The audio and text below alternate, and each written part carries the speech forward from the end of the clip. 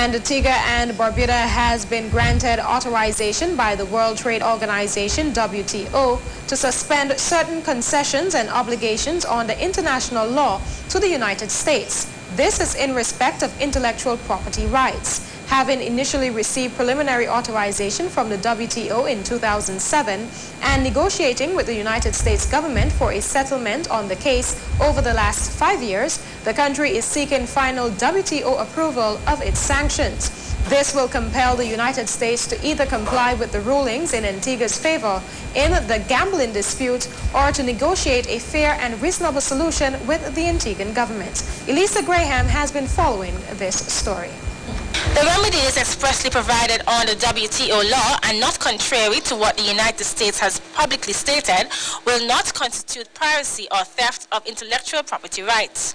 According to a release, it will be a lawful suspension of intellectual property rights, conforming to the judgment relevant to the WTO tribunal. For nearly a decade, Antigua has sought to resolve the disputes with the United States government over the U.S. failure to abide by American treaty obligations with regard to remote gaming. Finance and Economy Minister Harold Lovell says the economy of Antigua and Barbuda has been devastated by the United States government's long campaign to prevent American customers from gambling online with offshore gaming operators. He adds that these aggressive efforts to shut down the remote gaming industry in Antigua has resulted in the loss of thousands of good-paying jobs and seizure by the Americans of billions of dollars belonging to gaming operators and their customers in financial institutions around the world. Lovell says if the same type of actions by another nation cause the people and the economy of the United States to be so significantly impacted, Antigua would without hesitation support the pursuit of justice. He asked the United States of America to act in accordance with the WTO's decisions in this matter before government move forward with the implementation of sanctions authorized by the WTO. At its height, the remote gaming industry in Antigua was the country's second largest employer, and the leading international gaming economists estimated that the industry was worth over US $3.4 billion to the Antiguan economy.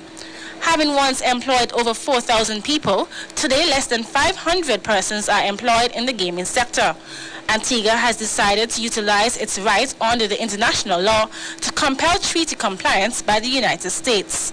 Trade Ambassador Colin Murdoch says after countless proposals from government have been more or less ignored by the U.S., the WTO provides this remedy not to encourage illicit behavior by nations, but rather to provide them with a way to secure their legal rights as sovereign nations.